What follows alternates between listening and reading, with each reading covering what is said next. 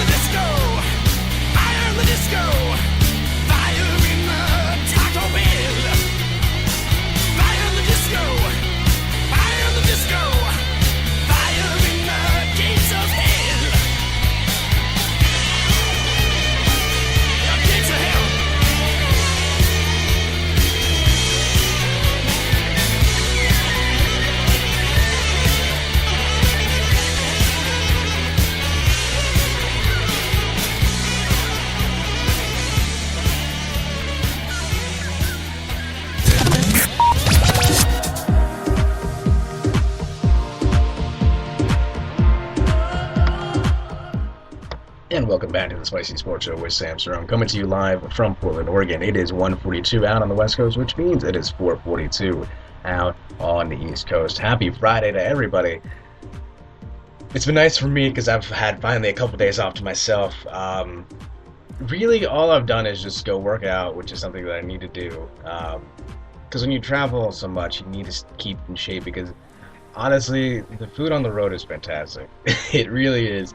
So sometimes you really have to stay in shape. You have to stay in shape. So you have to find your ways to do it. Whether it's go running in the hotel gym, or again, I have a gym that I go to that luckily is somewhat national, so it kind of goes around. So whenever I go around the country, I just go in and do my workouts, which I'm really happy about. Because otherwise, I'd probably be close to 200 pounds right now, and that would not be fun. I would just not have enough energy and to do this show. But I do, which is why I'm here. Speaking of energy, college football this season, like I said, October's fun. It really is fun because you start to get to see the real teams separate themselves from the teams that just went through 3 cupcakes in September. And last night, if you'd watched the game between UCLA and Stanford, that was pretty impressive. Two teams that had really had high expectations coming into the season, and to get to the college football playoff. UCLA was a favorite, and a lot of it had to do with their golden boy quarterback, Josh Rosen, a freshman quarterback, playing out of his mind right now. I haven't seen a freshman quarterback play this well in the Pac-12 since Matt Barkley, and he's just been really good. He threw for over 300 yards, 3 touchdowns. However, he threw for 2 interceptions.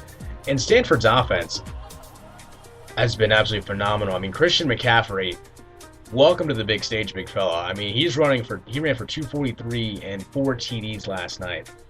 So for me, I definitely see him as a Heisman candidate now. And Stanford is a team that, hey, after week 1, when they lost to Northwestern, an unranked Northwestern team at the time, right now I think they're in the mid-teens at the moment. We said, hey, this is a team that might not be able to cut it, and they've pulled off a string of wins lately. Right now they're the Kings of California. They beat UCLA and then they beat USC as well. So Stanford really has it going. In a conference that, again, I'd initially predicted that maybe you'd have a loss or two in conference play. Right now, Stanford's 4-0. And the rest of their schedule, looking at it, moving forward to the rest of the season, you still have some teams out there that can surprise you. But Stanford's gotten through the bulk of their schedule. That's going to be really tough. Up next, they have Washington at home. They go to Washington State. They play against Colorado. They have Oregon at home, and Oregon really has not played well.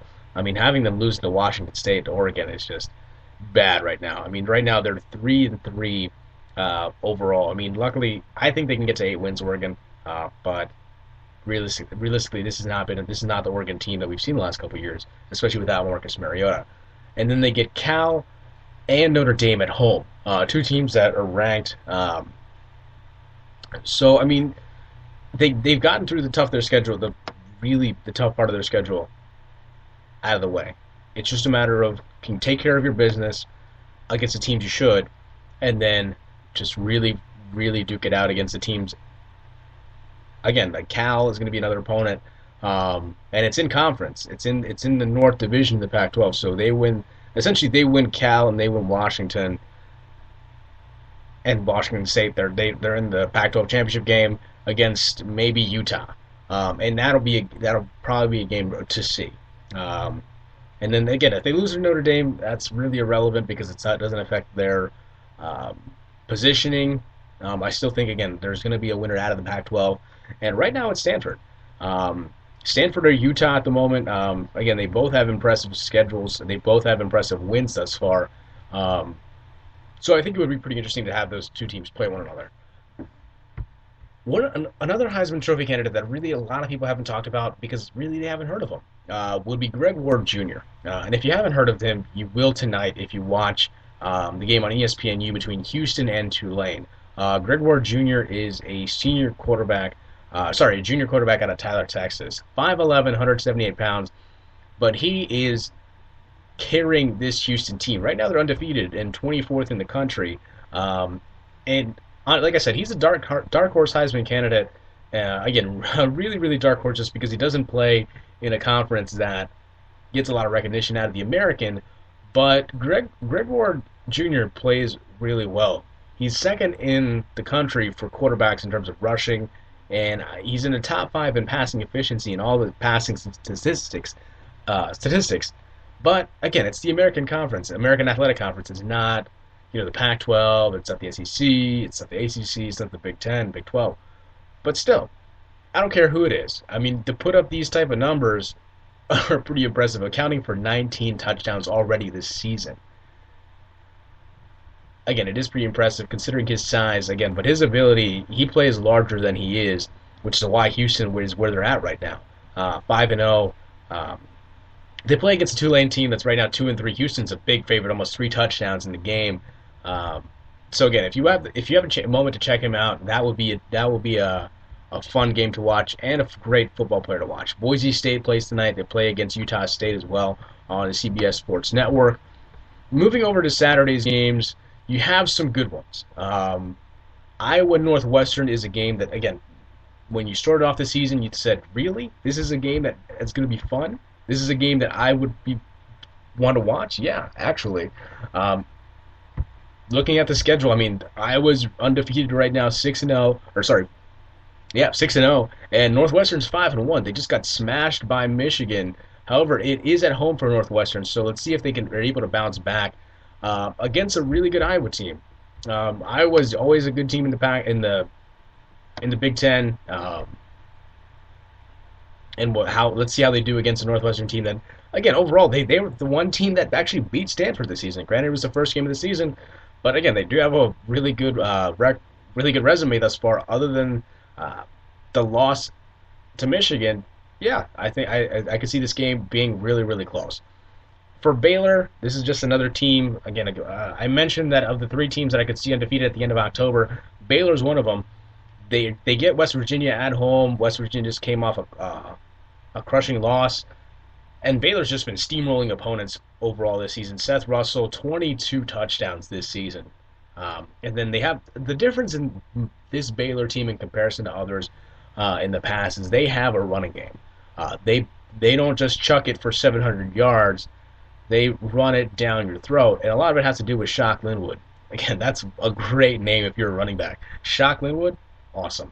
Running for about a little over 700 yards, 7 TDs on the season. And then Corey Coleman's emerged into a Heisman Trophy candidate thus far for Baylor. Right now, this is their highest ranking in school history at number 2.